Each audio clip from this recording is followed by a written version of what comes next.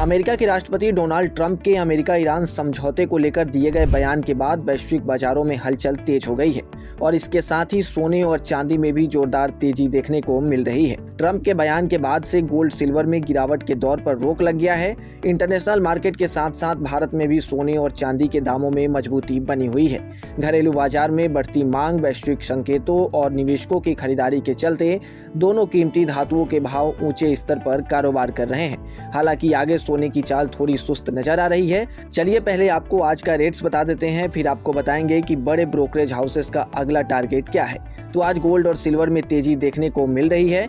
MCX पर gold 5 अगस्त contract अपने पिछले क्लोज से 1663 रुपए बढ़कर 1,50,595 रुपए प्रति 10 ग्राम पर ओपन हुआ। तो वहीं MCX पर सिल्वर 3 जुलाई कॉन्ट्रैक्ट अपने पिछले क्लोज से 3,123 रुपए की तेजी के साथ 2,42,776 रुपए प्रति किलोग्राम पर ओपन हुआ।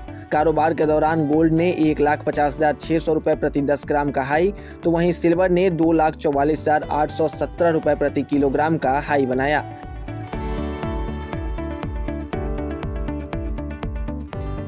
अब अगर विशेषज्ञों की बात करें तो विशेषज्ञों का मानना है कि भू राजनीतिक घटनाएं हमेशा से सोने और चांदी की कीमतों को प्रभावित करती रही हैं। जब भी दुनिया में अनिश्चितता बढ़ती है तो निवेशक सोने की ओर रुख करते हैं। हालांकि इस बार तस्वीर थोड़ी अलग है। अमेरिका ईरान तनाव में नरमी की उम्मीद के बावजूद कीमती धातुओं में खरीदारी बनी हुई है, क्योंकि निवेशक अभी भी वैश्विक अर्थव्यवस्था और महंगाई को लेकर सतर्क हैं। सोने की कीमतों को प्रभावित करने वाले अन्य कारकों में अमेरिकी डॉलर की चाल, ब्याज दरों की दिशा और केंद्रीय बैंकों की नीतियां भी शामिल है। हाल ही में अमेरिकी फेडरल रिजर्व के रुख को लेकर बाजार में असमंजस बना हुआ है। ब्याज दरों में कटौती की उम्मीदें कमजोर हुई है, लेकिन निवेशक अब भी आने वाले आर्थिक आंकड़ों पर नजर बनाए हुए हैं। अब अगर आप अगले टारगेट को देखें तो आप सिटी के रिपोर्ट के मुताबिक यह देखेंगे कि गोल्ड मौजूदा कीमतों से करीब 20% गिरावट के साथ कारोबार कर सकता है। यानी कि सिटी ने ऐसा कहा है कि गोल्ड अपने मौजूदा कीमतों से 2026 में 20% तक की गिरावट दिखा सकता है, यानी कीमतें करीब 1,20,000 के आसपास पहुंच सकती हैं। हालांकि लॉन्ग टर्म में यहां ग्रोथ देखने को मिल सकता है। वहीं अगर गोल्ड के ट्रेंड को समझें तो आप यह देखेंगे कि हर तेजी के बाद गोल्ड में गिरावट का दौर आता है।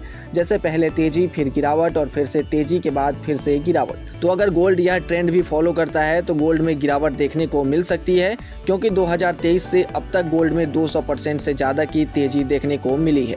ऐसे में करीब 30 से 40% करेक्शन की संभावना बनती दिखाई दे रही है। हालांकि अगर आप सोना या चांदी खरीदने की योजना बना रहे हैं तो केवल अंतर्राष्ट्रीय घटनाओं पर ही नहीं बल्कि रुपए की चाल, घरेलू मांग और केंद्रीय बैंकों की नीतियों पर भी नजर रखना जरूरी है, क्योंकि हाल ही में आई चीन की ओर से यह खबर संकेत दे रही है कि गोल्ड में तेजी हो सकती है, क्योंकि चीन के सेंट्रल बैंक की ओर से लगातार 19वें महीने गोल्ड की खरीदारी की गई है। भारत में सोने की कीमत अंतर्राष्ट्रीय बाजार, डॉलर रुपए की चाल, आयात शुल्क और स्थानीय मांग के आधार पर तय होती है। इसलिए किसी भी निवेश से पहले अच्छे से रिसर्च करें और निवेश से पहले अपने एक्सपर्ट से सलाह जरूर लें, ताकि आपको गोल्ड और सिल्वर में नुकसान न हो सके और आप एक सही निवेशक की तरह काम कर सकें और अच्छा मुनाफा बना सकें। इसके साथ ही ऐसे ही तमाम अपडेट्स और शेयर मार्केट से जुड़ी तमाम जानकारी के लिए आप बने रहें गुड रिटर्न्स डिजिटल के साथ।